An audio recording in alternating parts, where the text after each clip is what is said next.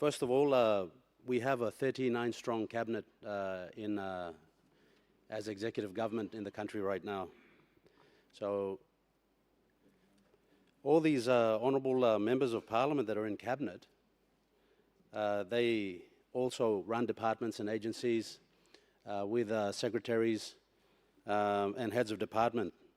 If you put that along with the provincial administrators of the 22 provinces, that's 22 provincial administrators. That takes the total secretaries and heads of departments and provincial administrators up to 61 public servants that will come, as per this law, this amendment, come under the purview of the Chief Secretary. I'm just looking at the time effectiveness of this legislation. Channel all the powers of that responsibility to the Chief Secretary. He can't practically do that in one day. So we will be making more inefficient through this legislation. Although I commend the Prime Minister on the intent to get results on the ground, because we're all aware, Mr. Speaker, that the road to hell is littered with good intentions, and what matters is results, results, results. Now, we can't pass the buck and then say that, all right, we've had secretaries not performing the public service, which takes up a big chunk of the national development budget every year, Mr. Speaker. It's over 5 billion kina of public money, of taxpayers' money that is paid to public servants, and the people of Papua New Guinea expect results. And rather than making amendments, which from where I'm sitting, there's some duplicity in these amendments, especially to Section 21, Mr. Speaker. And just for the Prime Minister to take note, I think the Honourable Member for Madang has highlighted a typographical error that needs correction. Otherwise, it renders the bill redundant.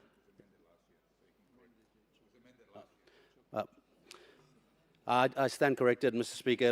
It was corrected.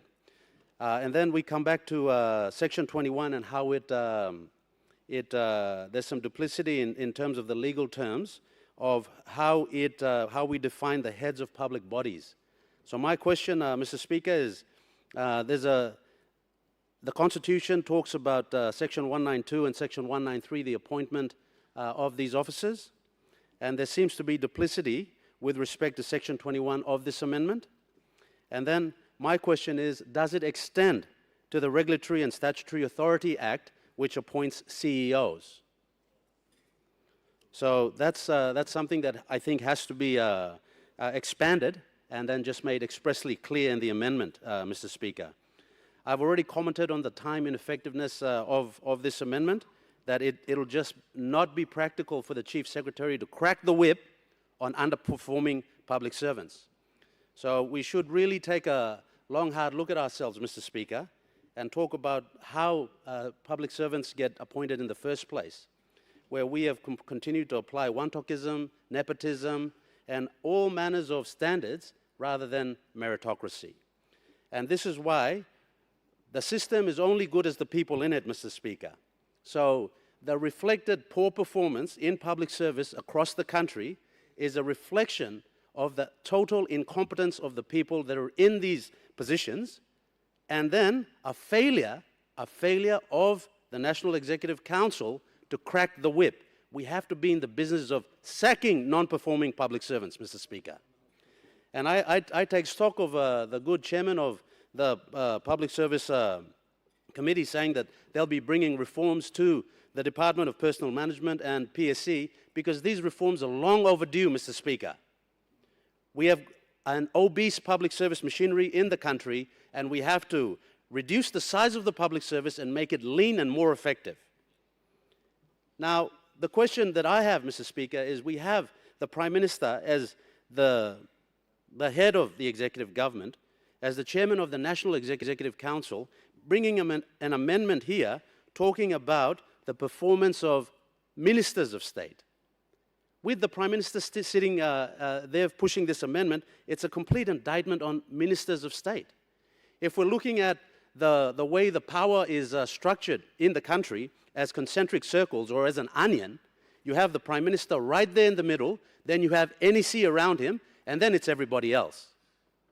So why is the Prime Minister trying to take the powers that ministers of cabinet should have to determine, and although, yes, you're right, your job is to implement policy, but policy cascades down to programs and projects that are implemented by secretaries and heads of department. And when they're not performing, it becomes blatantly obvious. Ministers are right there to gauge the performance of their heads of department, and they can make a call right then and there that you're not performing, you need to go. And these performance appraisals shouldn't be done on a biannual basis. They should be done quarterly, every 3 months. We should crack the whip and hold these big secretaries and big MDs to account. Otherwise, it seems to me, Mr. Speaker, that the National Executive Council is abrogating its responsibility, and they're trying to, once again, push their responsibility of holding public servants to account to the Prime Minister through the Office of the Chief Secretary, and it raises a lot of questions about what level of output we're going to see with this new structure, which seems to be impractical, convoluted, and it's just a lot of duplication.